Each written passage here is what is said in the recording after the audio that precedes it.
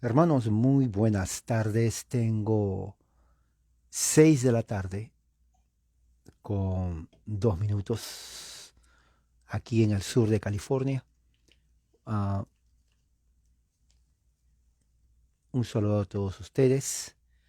Hoy día voy a continuar con lo que empecé ayer acerca de la teología de John Wesley. Y voy a continuar, ya esta es la segunda y última parte, que tiene que ver con ah, las fuentes que él usó, que influenciaron su teología, que 200 años después se constituye en la teología del evangelicalismo arminiano y pentecostalismo. Es muy importante, si usted es evangélico arminiano o pentecostal, es muy bueno que usted tenga en mente y conocer eh, su su teología, de dónde viene. Siempre es bueno saber el origen de la teología. Así que ah, el tema de hoy es la segunda parte de la influencia de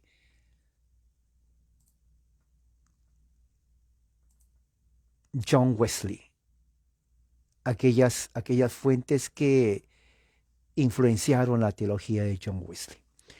Algo muy importante es que cuando el evangelicalismo, que la gran mayoría, diríamos un 90% de latinoamericanos, mexicanos, centroamericanos y sudamericanos mantienen es la teología influenciada por John Wesley.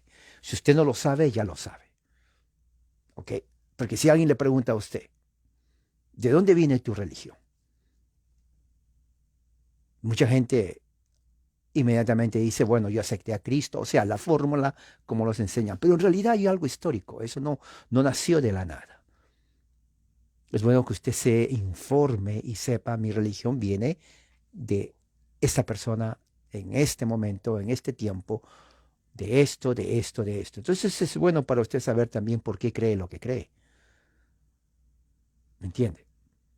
Así que eh, voy a empezar. Preste mucha atención.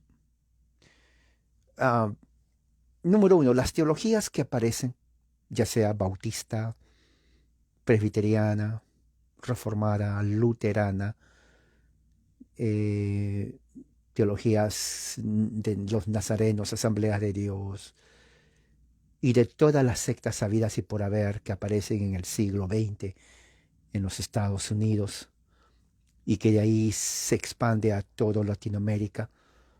ah, s- s- Nace en un espacio-tiempo por alguna razón. Una de las cosas que se tiene que entender, no viene del Medio Oriente, no viene de la Reforma, viene de los Estados Unidos. Eso nunca se olvide, nunca se olvide. ¿Ok? Escríbalo, memorícelo, porque eso le va a ayudar a usted. Por ejemplo, le voy a poner un ejemplo. Cuando uno habla con un mormón, ellos saben que su religión no viene de África ni de Europa. Ellos saben que viene de los Estados Unidos a través de un personaje que se llama Joseph Smith a mediados del siglo XIX. Cuando usted habla con un testigo de Jehová, se espera que ellos sepan que su religión no viene de la China, de Japón, de África, ni de ningún país. Viene de los Estados Unidos, a fines del siglo XIX. Su fundador, Charles Russell. O sea, ya se sabe que la religión mormón y testigo de Jehová es norteamericana, estadounidense. Todos los que son de esa religión siguen una religión estadounidense, creadas por un hombre. No son de Dios, no son de Cristo.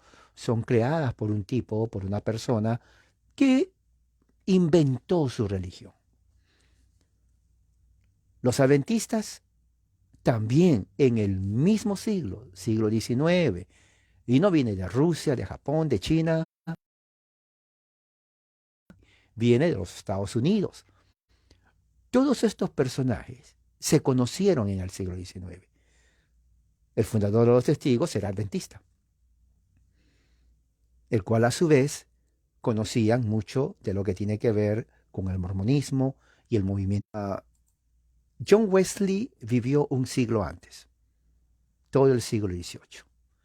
Cuando John Wesley viene a los Estados Unidos, no había pentecostalismo ni evangelicalismo. ¿Ok? Nada de eso había.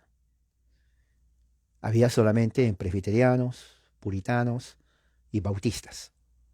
No había metodismo, porque él fue el que trajo el metodismo. Entonces prácticamente eran las tres religiones. Ahí estaba el luteranismo, episcopalismo, pero no tenían mucha influencia en los Estados Unidos. Los que sí tuvieron influencia en Estados Unidos fue prácticamente presbiterianos, puritanos y bautistas. Eran los fuertes. No había todavía pentecostales ni nada de eso. Eso vinieron después en el siglo XX. Por eso pentecostalismo es estadounidense del siglo XX, hace 100 años. Si usted es pentecostal o conoce a alguien, usted ya sabe que tiene apenas 100 años. Y no creo que alguien tenga aquí 100 años de edad como para decir yo me... Muchos nacieron en los 60, 70, 80, dejaron al catolicismo en sus 20 años o 30 años y se metieron a una de estas sectas. Entonces prácticamente es pequeño. O sea, dejó su tradición para meterse a una tradición de hombres, que es toda la secta de la fe cristiana.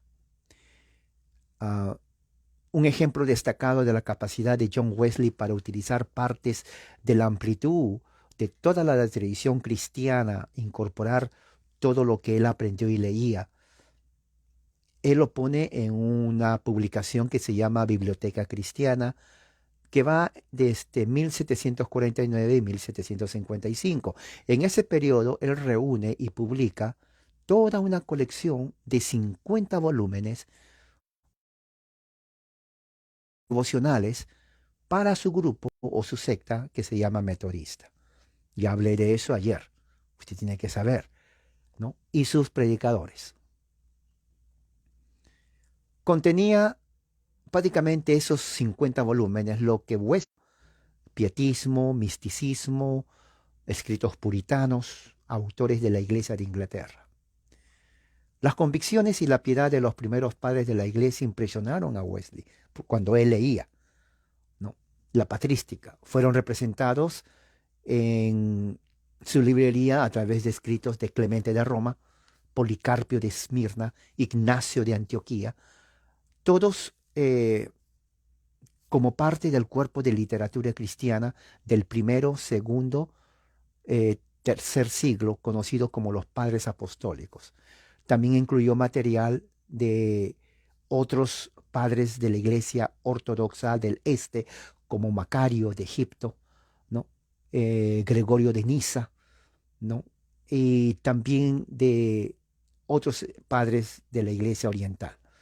Prácticamente Wesley se alimentó mucho de los escritos místicos de los padres de la Iglesia Oriental y Occidental. Por ejemplo, si usted quiere profundizar su fe cristiana de la historia, yo le recomiendo que lea los padres de la Iglesia de los 3 o 4 primeros siglos. Ahora, no va a ser fácil, porque ellos escribieron cantidad, no escribieron una hoja. Si usted está acostumbrado a leer solamente un párrafo, entonces escribieron volúmenes. En una época donde no había electricidad, no había computadora, no había celulares, solamente a pura vela. Prendían una vela y se ponían a escribir. Por eso que desde el punto de vista teológico, nosotros que vivimos en el siglo de los primeros siglos, nos hemos retrasado. O sea, si comparamos los cristianos de los 4 primeros siglos con los del siglo XXI, ahora, usted y yo, bueno, no hay comparación, ellos nos llevan por ventaja, bastante. Esa es la razón por la cual el cristianismo del siglo XXI es estéril, muerto, irrelevante en muchos lugares. Eso es la purísima verdad. En otras palabras, no sirve. ¿Para qué se va a engañar? No sirve. Y eso se ve, ¿en dónde se ve? En la evidencia de las miles de sectas habidas y por haber que hay en todo el mundo. Las sectas es una evidencia de la esterilidad, de la irrelevancia, de la ineficacia de lo que se llama como cristianismo a nivel mundial. Es tan irrelevante que si desaparece no hay ninguna diferencia, no altera para nada a la sociedad. Voy a repetir, es tan irrelevante que si desaparece hoy en día, en este momento, las sectas, no afecta en nada. No se va a sentir su ausencia, porque ya están ausentes. 100 años. O sea, hay un regreso totalmente, diríamos, deteriorante a la mente del cristiano. El cristiano del siglo XXI tiene la mente totalmente deteriorada. Media, solamente de la edad media. Es una vergüenza. En serio, es una vergüenza. Uno podría esperar, bueno, con el avance de la ciencia, ¿no? El cristianismo ha avanzado. No, no avanzó. Hubo un regreso del punto de vista de la Edad Media, no de ahora, sino desde la Edad Media no avanzó. La capacidad intelectual ha bajado de una manera increíble. No existe amor a la lectura, no existe amor al conocimiento, no existe amor prácticamente a la teología. Es algo totalmente terrible. Ser cristiano ya no significa, digamos, una representación o un símbolo diríamos, de respeto y de dignidad en ese sentido. Al contrario, para muchos es algo de vergüenza y tiene razón, porque no conocen la fe cristiana. ¿Ok? Dentro de la obra de Juan Wesley, que viene a ser el que pone las bases para todas las sectas evangélicas y pentecostales, ¿no? Él no fue reformado, él criticó a Juan Calvino, criticó a Lutero, eh, en lo que tiene que ver con temas como la predestinación, la elección, inclusive la justificación, como vimos ayer. Él entendió diferente lo que es la gracia de Dios. Él eh, dice aquí inclusive, ah, aunque respetaba algunas partes de Calvino, no estaba de acuerdo con la salvación y la gracia inmerecida de Dios. Él nunca pudo aceptar la posición del reformador de que Dios decretó incondicionalmente a algunos para salvación y a algunos para la condenación eterna, aun cuando las escrituras enseñan eso. Más bien, él creía que la gracia de Dios era gratuita y estuvo disponible para todos y los beneficios de la muerte expiatoria de Cristo fueron gratuitos para todos. Era un universalista. Contrariamente a las enseñanzas de los discípulos o los reformadores, Juan Wesley sostenía que la gracia podía ser rechazada y perderse. Él creía que la salvación se pierde, doctrina de los evangélicos que han heredado de Juan Wesley y de los pentecostales. Él decía que la gracia no es irresistible, ¿no? Y que un creyente podía caer de la gracia, ¿no? Perder la salvación, y que no existe o no era necesaria la perseverancia de los santos. En otras palabras, el evangelicalismo de hoy es prácticamente los herederos de la enseñanza de Juan Wesley del siglo XVIII. ¿Se dan cuenta que todo tiene una razón de ser? Yo he sido evangélico por muchos años. Entonces, dentro del evangelicalismo, que es universalista, que es un mercado abierto, yo podía entrar a cualquier denominación con tal que sea arminiana, con tal que sea evangélica. Pentecostales de todo tipo, cuando digo de todo tipo, de todo tipo. Los pentecostales tranquilos hablaban en lenguas, saltaban y aplaudían, nada más, eran tranquilos. ¿Ok? Saltaban y hablaban en lenguas, profetizaban, tranquilos. Los pentecostales extremistas eran los que, aparte de hablar en lengua, saltaban y aplaudían, se revolcaban en el piso, ladraban como perros, aullaban como lobos, hacían miau como gato, luego se contorneaban, movían la cabeza, y luego comenzaban a tener ataques de epilepsia. Claro, para ellos era la manifestación espiritual. Luego alguien comenzaba a balbucear. Luego alguien decía que entendía el balbuceo. Yo nunca pude entender el balbuceo. Y esa persona decía que estaba hablando de Dios. A veces muchas personas se contradecían en la traducción del balbuceo, pero ellos decían era porque el otro le estaba complementando lo que otro decía. O sea, todo un circo, todo un circo. Y eso, cuando yo era evangélico, ahora me pongo a pensar, yo nunca me puse a pensar, pero ¿quién inventó esto? ¿De dónde viene? Pero había una duda en mí, decía, ¿será esto verdad? Porque yo nunca conocí esto. Entonces, estudiando la historia, ¿no?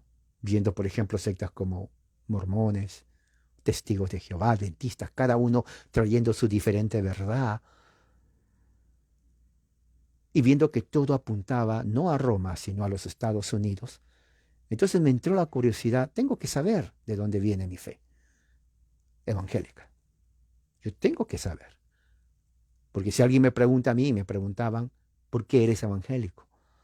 Y claro, uno dice, bueno, la Biblia dice, pero en realidad me pongo a pensar, pero la Biblia no dice eso. ¿Qué estoy hablando yo? Entonces, tiene que haber una razón histórica, punto histórico, para que yo pueda con inteligencia decir, bueno, soy evangélico por esto. Entonces me di cuenta que había un gran problema dentro del movimiento evangélico de Estados Unidos, cuando viene a México, Centro y Sudamérica, es que hace que la gente tenga una actitud de borrego.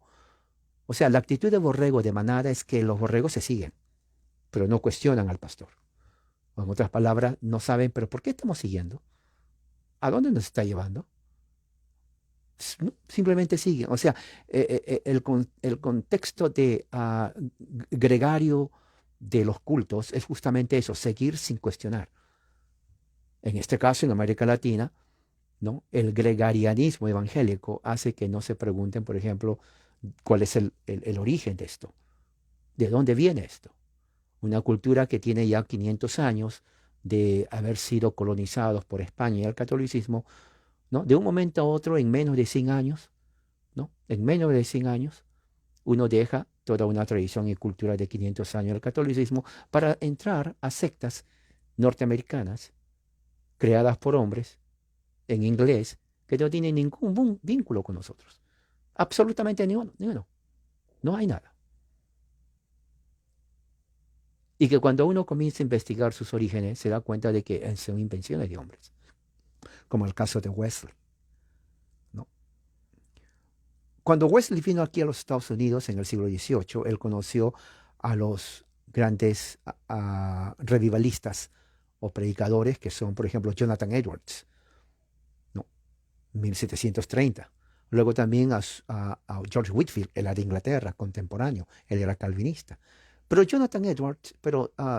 John Wesley rechazó a ellos. Uno, porque eran calvinistas. John Wesley tenía un odio al calvinismo, odiaba la doctrina reformada calvinista, odiaba a Calvino, lo rechazaba totalmente, no lo aceptaba. Él era arminiano, pero no solamente era arminiano en el sentido de que yo voy a ser arminiano. La pregunta es, qué es lo que él leía para que cambie su mentalidad? Un asunto muy importante, un elemento muy importante fue el misticismo. El misticismo afectó tanto su teología que significó prácticamente, le dio el color a la teología de Wesley y que pone las bases para que en el siglo XIX, empezando en 1800, dé lugar al movimiento en los Estados Unidos que se llama el movimiento de santidad de los peregrinos, pero al mismo tiempo también al movimiento restauracionista y al mismo tiempo también al movimiento apostólico. Entonces, tres movimientos importantes que nacen en el siglo XIX en los Estados Unidos de América, 1800 hasta 1899. Movimiento de santidad, movimiento de restauracionista y también el movimiento apostólico. Esos tres movimientos fueron influenciados por John Wesley. No eran pentecostales, no eran evangélicos, ya estaban las divisiones de las sectas. Recuerde cuando estaba hablando, ¿no? Cada una de estas sectas comenzaban a dividir congregaciones, presbiterianos, congregacionalistas, bautistas, se dividieron muy fácilmente. Entonces, ese concepto de ser independiente, de dividir, de seguir a Dios y no, de seguir a Cristo y no a hombre, prácticamente resultó ser en una falacia, porque ellos se seguían no a Cristo, sino a ellos mismos, porque si no les gustaba algo, ellos se salían y fundaban su propia denominación. Esos fueron los que vinieron a México en el siglo XX, a Centroamérica y a Sudamérica, al principio del siglo XX. Si usted dejó, por ejemplo, el catolicismo, cuando tenía, que en el año 1900, si lo dejó en 1995, muchos lo dejaron en el año 2000, ya son 22 años que son evangélicos o pentecostales, ¿no? Otros lo dejaron en 1990, etcétera. Entonces usted está entrando o entró a una secta humana, de creación humana, que el hombre lo creó y de origen norteamericano. Escríbalo, eso es muy importante para usted. Eso es muy importante, ese es el origen. ¿Qué fue lo que influyó a John Wesley? Bueno, tengo aquí una lista de los autores místicos que influyeron la teología de Wesley y que al mismo tiempo pusieron las bases teológicas del evangelicalismo, en donde muchos latinoamericanos se meten sin saber de dónde vienen, y también del pentecostalismo del siglo XX de origen norteamericano, porque todos son sectas norteamericanas estadounidenses. ¿Okay? Uno es los trabajos del gran místico Tomás de Kempis. Él vivió del año 1380 a 1471. Tomás de Kempis fue un canónico regular alemán del periodo medieval tardío y el autor reconocido del libro, el gran libro, La imitación de Cristo. Le recomiendo que lo lea cuando tenga tiempo, porque eso le va a ayudar a ensanchar su cultura religiosa cristiana y al mismo tiempo entender las bases de lo que es ahora el pentecostalismo. La imitación de Cristo ha sido uno de los libros cristianos más influyentes sobre la devoción dentro de todo el cristianismo que jamás se haya escrito. Es muy recomendado. Yo lo tengo en libro electrónico. Lo voy a comprar en libro físico. Muy bueno. Su nombre significa, es Tomás de Kempen. La imitación incluye 4 secciones o libros que refleja la fe del devotio moderna, o sea, la forma moderna de servir a Dios. Prácticamente. Un movimiento católico que comenzó en el siglo XIV sugiere el título, el tema central es la imitación de Cristo en cada área de la vida como el propósito final del creyente. La 4ª sección se enfoca en la Cena del Señor y refleja una alta perspectiva devocional de la Iglesia católica de ese entonces.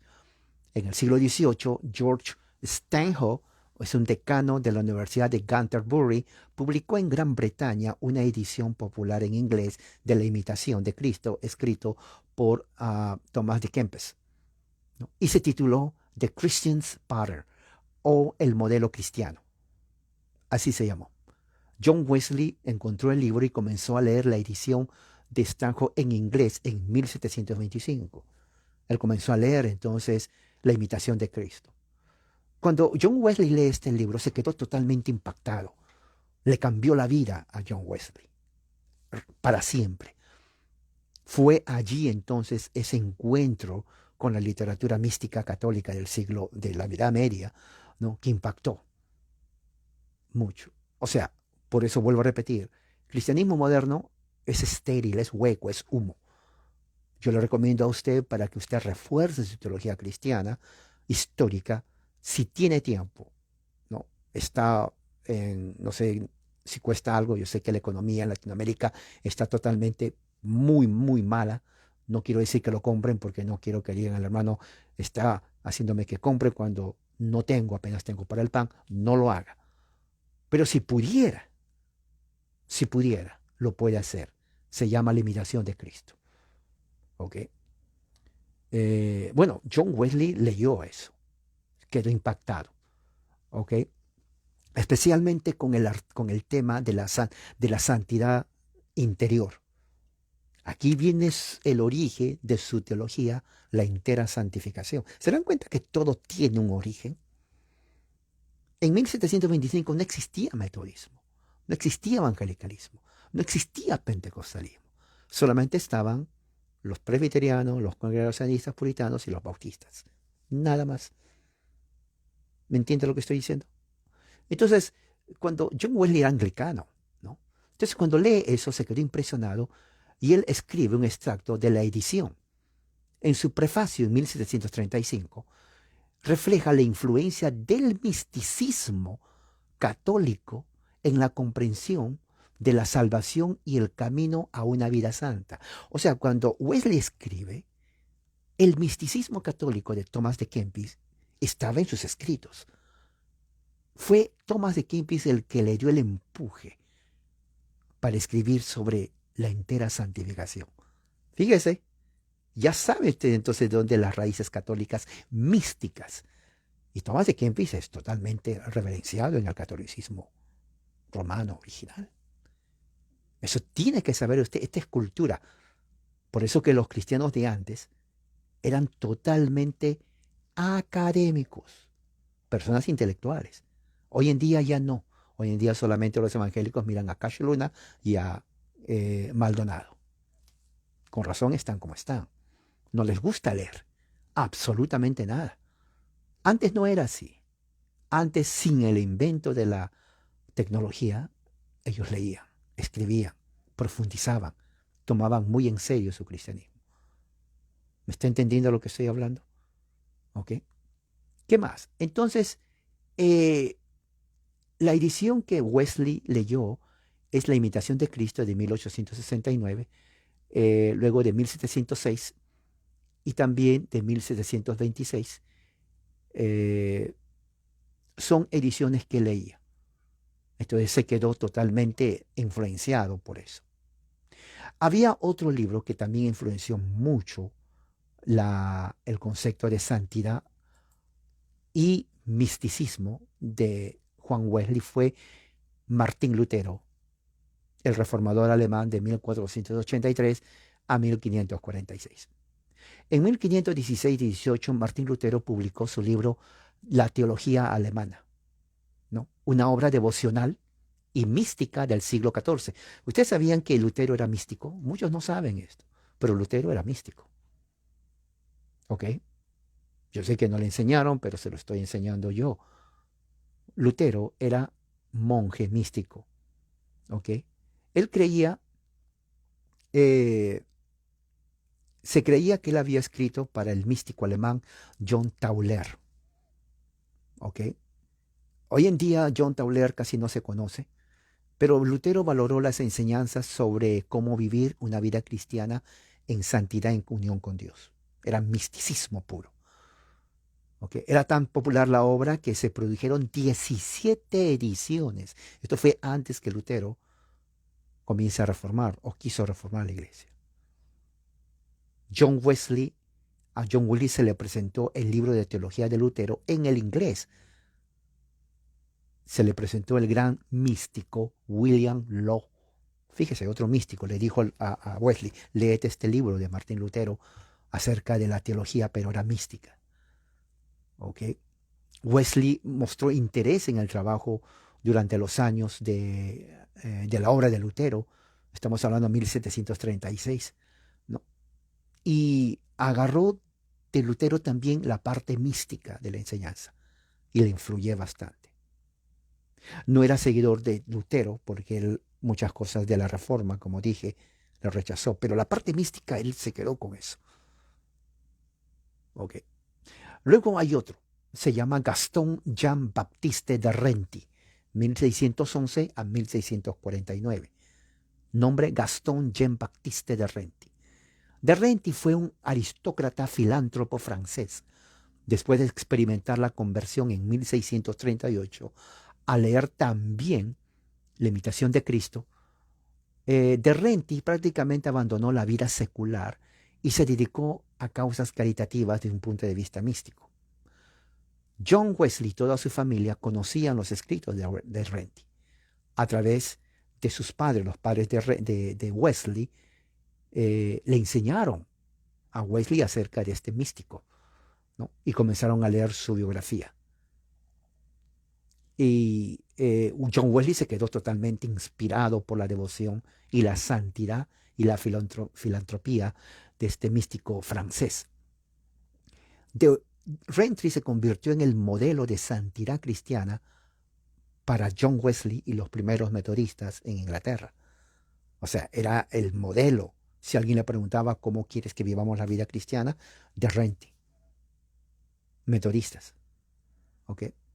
De Renty no escribió una obra, pero sin embargo se publicaron varias biografías sobre su vida. Wesley publicó un extracto de su vida en 1641 para sus seguidores metodistas.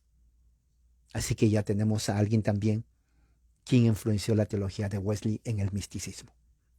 Hay otro personaje, este es muy conocido en el ambiente filosófico y también científico, Blaise de Pascal. Blaise de Pascal vivió de 1623 a 1662. Pascal fue un matemático científico. Yo lo estudié cuando estaba en la universidad. Blaise de Pascal tiene unas fórmulas muy buenas como base de la matemática, ¿no? Él fue físico, él fue un inventor, fue teólogo y filósofo, ¿no? Fue un católico francés, educado por sus padres. Pascal fue un niño prodigio. Su primer trabajo fue en las ciencias aplicadas, donde hizo importantes aportes al estudio de los fluidos y en los conceptos de la presión y el vacío. Un científico de calidad que ayudó mucho a la ciencia moderna. Pascal también escribió en apoyo del método científico. Su obra más famosa sobre la religión fue Pensamientos. No lo terminó porque murió antes. Juan Wesley y su hermano Charles Wesley comenzaron a leer el trabajo de Pascal en 1729. En 1738, ¿no? Charles Wesley citó partes del mismo trabajo con respecto a los tres estados espirituales: el estado natural, el estado legal y el estado religioso, en un sermón de conversión sobre el mismo tema, mostrando así que Pascal fue una gran fuente importante en el desarrollo de la teología con respecto a los estados espirituales místicos de los Wesley. ¿Se dan cuenta? Místicos católicos.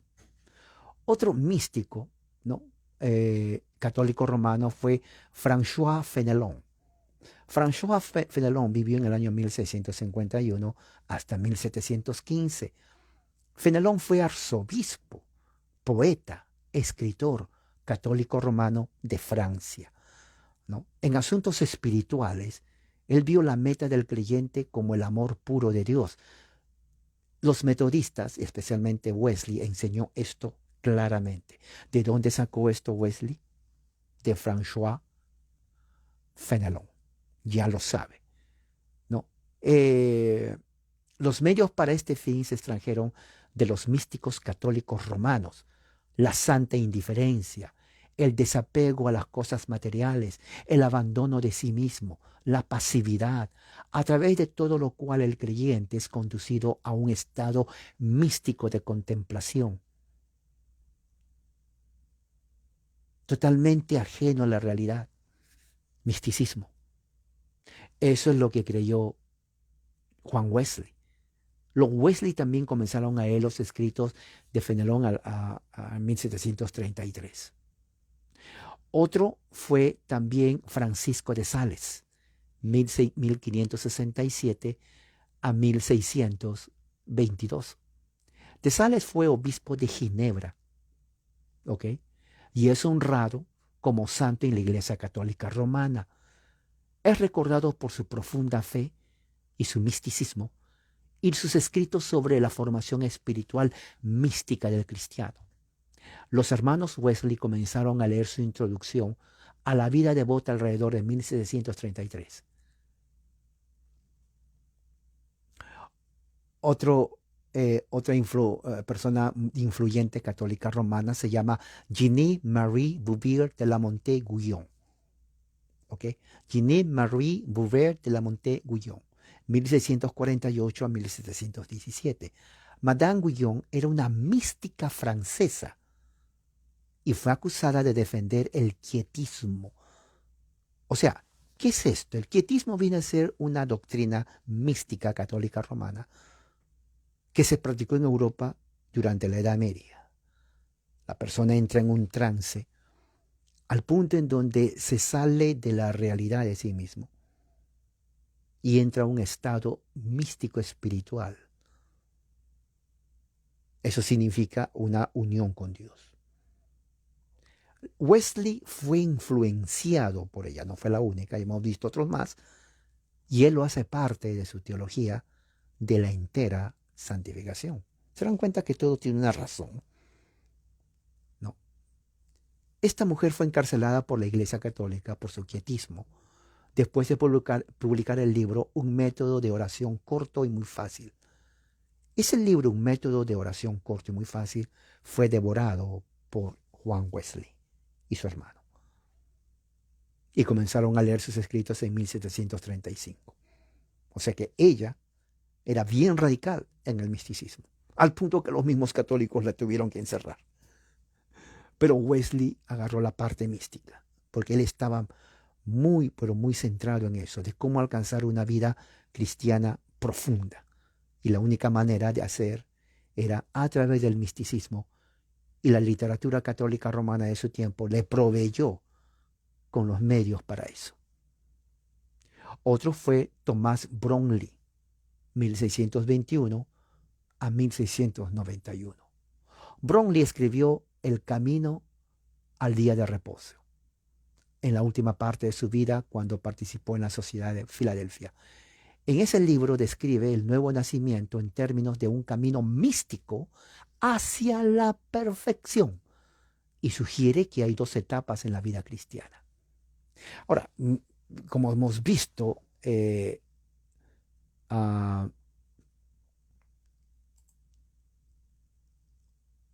John Wesley, ¿no? A ver dónde está. Ok. Muy bien. Vivió entre 1700 y murió en 1791. Prácticamente vivió todo el siglo XVIII. ¿Se dan cuenta?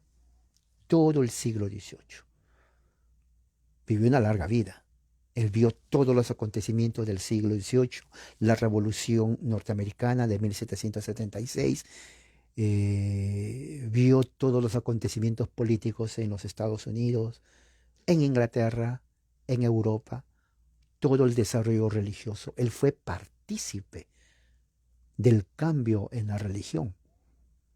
Ya la reforma había pasado en 1500 y algo, ya otras sectas habían aparecido, él nació en un hogar anglicano, los puritanos habían venido ya a los Estados Unidos, la inmigración presbiteriana de Escocia y de Irlanda estaban viniendo. Entonces prácticamente él fue parte de todo ese movimiento, pero él nunca fue reformado. Él fue anglicano. Él rechazó el puritanismo, rechazó el presbiterianismo, rechazó el calvinismo, pero adoptó el arminianismo junto con el misticismo católico romano de los escritos que había leído. Thomas Brownlee, entonces él escribe acerca de la perfección, el cual Wesley lo leyó.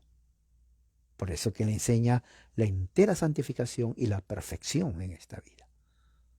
John Wesley leyó la obra en 1738, que es el año donde él dice tuvo una conversión espiritual mística. ¿Me entiende? Esta obra, El Camino del Sábado, posiblemente plantó la semilla de dos obras de gracia en la teología de Wesley: la justificación, un nuevo nacimiento, y la perfección cristiana. Aunque la influencia principal de esta dirección fue el cristiano moravo David. Ok, este es muy importante. En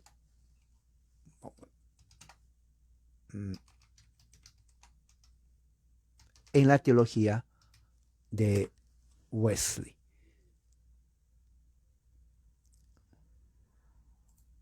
Hay un trabajo aquí que dice que la influencia del grupo de los misioneros moravos en Wesley es realmente extraordinaria, ¿no? Dentro de los años 1636 a 1738, John Wesley conoció a ellos y ellos tuvieron mucha influencia también en su teología, ¿no? Wesley los llamaba los alemanes porque los moravos vienen de Alemania, ¿no? Y de otras partes de Europa. Ah,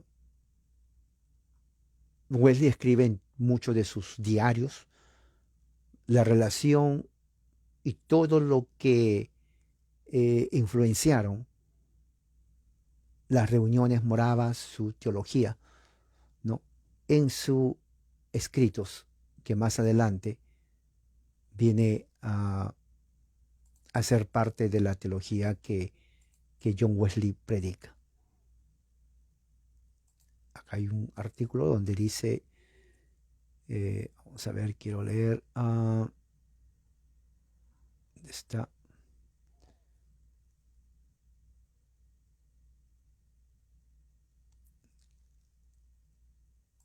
Él los conoció en Inglaterra, pero también los conoció aquí en los Estados Unidos. Ellos llevaban una vida muy pietista, una vida muy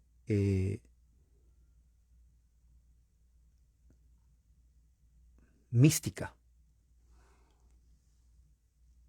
Cuando él viajó a los Estados Unidos en 1736, el barco casi se hunde y había dentro de la nave, ¿no? Misioneros moravos. Pero durante todo el viaje, que era muy peligroso, los moravos comenzaron a cantar. Eran alemanes. Eso hizo un impacto tremendo en John Wesley, ¿no? Cuando tuvo el primer encuentro con esta secta luterana de Alemania.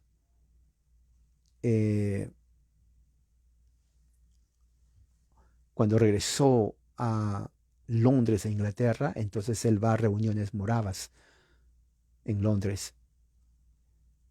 Y es ahí cuando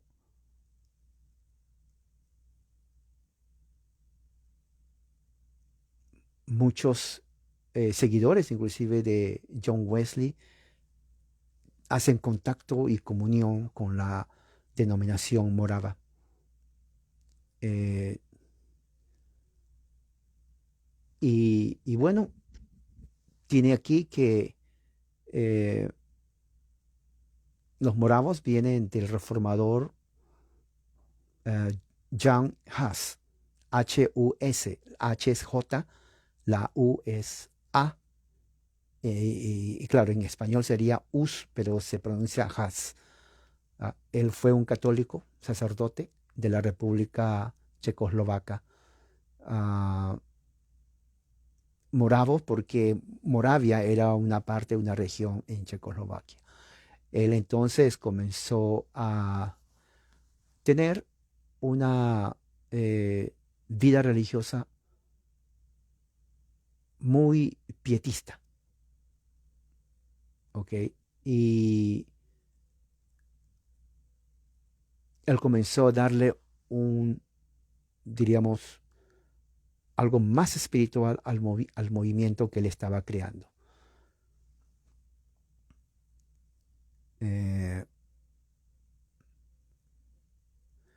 John Wesley aprendió mucho de estos grupos, y especialmente en lo que tiene que ver a su misticismo y espiritualidad.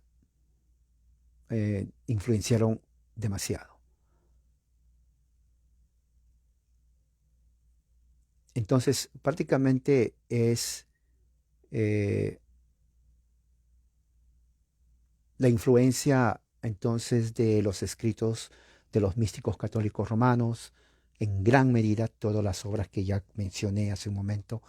Wesley los devoró, hizo parte de su teología lo que tiene que ver con la perfección cristiana y también sobre la santificación, la entera santificación. No eran reformados, él rechazó la reforma, rechazó el calvinismo, él adoptó el arminianismo y también la influencia del pietismo moravo. Todas estas cosas, recuerde que Wesley murió al final del siglo XVIII, él vivió todo el siglo XVIII, ¿no? murió en 1791. O sea, todo el siglo XVIII él vio todos los cambios. Cuando empieza el siglo XIX, en 1800, ya habían muchas congregaciones metodistas en los Estados Unidos. Para finales del siglo XVIII, 1790, los grupos que comenzaron a crecer fueron los bautistas y los metodistas.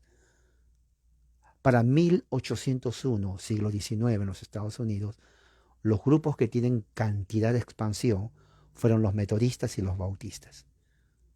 Los grupos que comenzaron a menguar fueron los presbiterianos y los congregacionalistas. No desaparecieron, pero comenzaron a menguar. Muchos de los ministros presbiterianos se salieron del presbiterianismo y abrazar la doctrina del movimiento La Entera Santificación, la cual nace de las enseñanzas justamente de John Wesley. Y los de la Entera Santificación eran metodistas. Y ya sabemos que el metodismo es la influencia de todo el pietismo católico romano y también de los moravos. No eran reformados. Muchos presbiterianos ministros se quedaron asombrados por el movimiento de la Entera Santificación y se salen del presbiterianismo, ¿no? Y también muchos ministros bautistas y muchos metodistas comienzan a crear sus denominaciones. Fue en el siglo XIX que empieza toda esta explosión. Entonces, ¿qué es lo que sucede?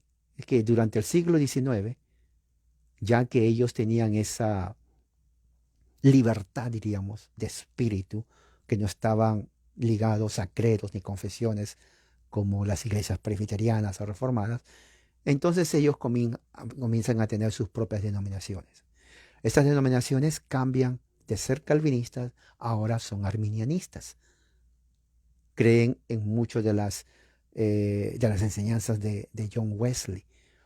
Entonces ellos comienzan ya a crear el ambiente para que 100 años después, en el año 1900, siglo XX, aparezca lo que se llama el pentecostalismo. Pentecostalismo entonces adquiere su arminianismo de las enseñanzas que puso John Wesley en el metodismo. Pentecostalismo adquiere su concepto de espiritualidad mística, ¿no? De las enseñanzas que puso John Wesley dentro del grupo de santidad. No todos los grupos de santidad se convierten en pentecostales, pero los que se convierten en pentecostales, partes. Eso es para que usted entienda cuando usted conoce a un evangélico y usted le escucha hablar frases, usted ya sabe de dónde viene. Ellos no saben, igual que el católico no sabe, pero usted ya sabe sus orígenes, ¿no? Los orígenes de ellos vienen desde 1730 en adelante, cuando John Wesley, habiendo adquirido su teología de los místicos católicos, ¿no?, los pone en práctica y los enseña en el metodismo. Así que los pentecostales lo que agregan es el bautismo del Espíritu en hablar en lenguas. Ese elemento lo agregan ellos durante el siglo XIX. Antes no existía eso. ¿Dónde se agrega eso? Los Estados Unidos de América. Entonces, número 1, Wesley crea todo esto en el siglo XVIII, en los Estados Unidos de América. Se propaga en el siglo XIX con los movimientos de santidad en los Estados Unidos de América. Nada que ver con ninguna tradición ni cultura latinoamericana. Nada que ver. Totalmente ajeno a nosotros. Recién en el siglo XX, ¿no?, que entonces se cree el pentecostalismo, agregan el hablar en lenguas o el bautismo del Espíritu con hablar en lengua. Entonces, 3 manifestaciones que se va a encontrar en forma variada en grupos independientes, evangélicos o pentecostales. 1, la conversión. 2, la entera santificación. La perfección también moral, que uno puede ser perfecto en esta tierra, no cometer pecado en absoluto. Y la tercera, el bautismo del Espíritu con la evidencia de hablar en lenguas.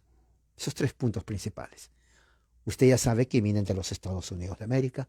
Eso no viene del libro de los Hechos. No le engañe, que no le den gato por liebre. No, usted ya sabe. Usted ya sabe que hay una cadena, secuencia, heredad, ¿no?, hereditaria de teologías, ¿no?, que creaciones de hombres que en el caso de Wesley leyó autores católicos místicos y él crea su propia religión. Y el arminianismo también, no se olvide, el arminianismo rechaza toda la reforma y él crea su esto. Por eso que cuando usted habla con evangélicos, ellos son reacios a la reforma. Muchos me escriben, hermano, pero ellos atacan a Calvino, que no entiende. Claro, porque la tradición es wesleyana, diríamos, metodista en ese aspecto, arminiana, una combinación de todo.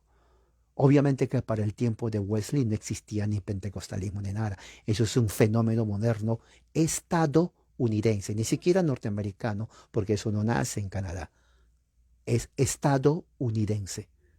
Vuelvo a repetir, estadounidense, siglo XX. Pero ya sabemos de dónde viene todo esto. Así que espero que esto le haya ayudado a usted, una ayuda para entender por qué existen pentecostales en México cuando no hay ninguna cultura que lo relacione a ello. Ustedes hablan español de España, ¿no? Evangélicos vienen de Estados Unidos y se habla inglés. Eso también para los centroamericanos que no tienen ninguna relación histórica con Estados Unidos, menos con la religión. En Centroamérica se habla español y todos los dialectos que hay, pero sin embargo el evangelicalismo se habla inglés siglo XIX en los Estados Unidos. Y también para los sudamericanos, ahí se habla español de España, cultura totalmente diferente, pero evangelicalismo entra ahí de los Estados Unidos con una cultura totalmente estadounidense, ajena a nosotros. Así que esto es muy bueno que lo tome en cuenta, porque la próxima vez que usted observe evangélico, usted ya sabe por qué se portan como se portan y por qué hablan lo que hablan. ¿Ok? Bueno, que la gracia de Dios esté con ustedes. Amén.